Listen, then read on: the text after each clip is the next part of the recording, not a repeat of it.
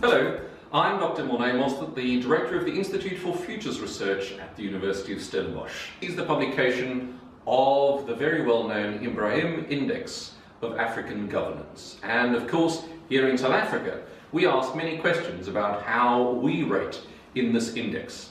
Ibrahim has had a significant impact on the continent as he evaluates the quality not only of leadership, but also, in this particular case, of governance on the continent.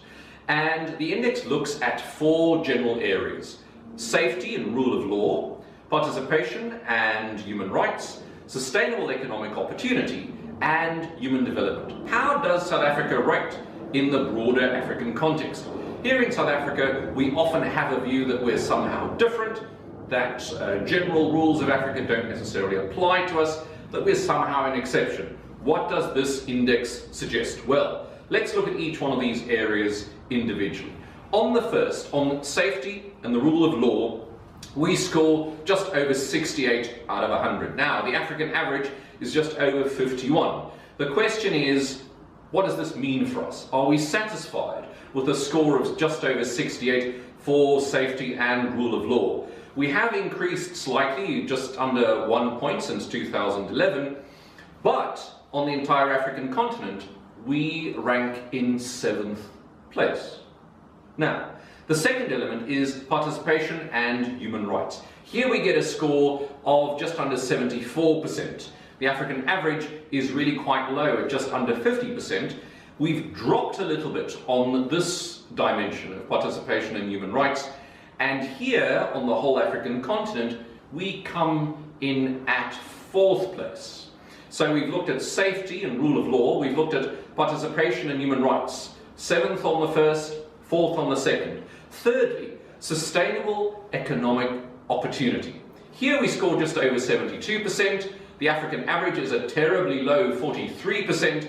And the good news is that here we've climbed just over 3%, just under 3% since 2011. And the good news for South Africa here is that we rate 2nd on the continent.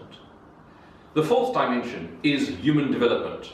Here we score just over 77%. The African average is a not too bad 56%. The moderately good news is that we've increased by 0.3% since 2011, not exactly shooting the lights out. And here we score in 6th place out of 54 African countries. So, safety and rule of law in 7th place, participation and human rights in 4th place, sustainable economic opportunity in 2nd place, human development in 6th place. What does this mean for Africa's future? For futurists, the big question is always, do the current trends necessarily indicate the future?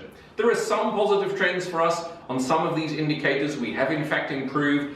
On one of them, on participation and human rights, we in fact have not improved, we've declined.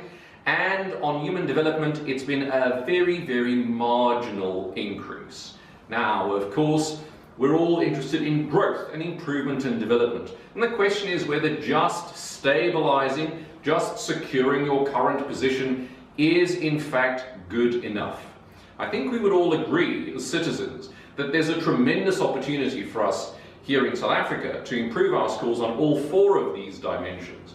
Sometimes the argument is that the economy will save us. So some people will argue the fact that we're 2nd on sustainable economic opportunity, and of course many economists now argue that South Africa rates 3rd in terms of scale of economy on the continent after Nigeria and Egypt, but here we rate 2nd in terms of economic opportunity.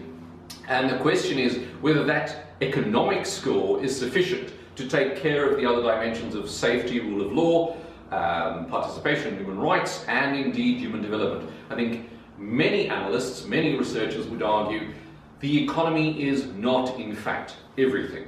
Those other descriptors also give a sense of our experience of living here in our country. So it's not looking that bad, but I think there's a tremendous opportunity for improvement, and we look forward to the next index.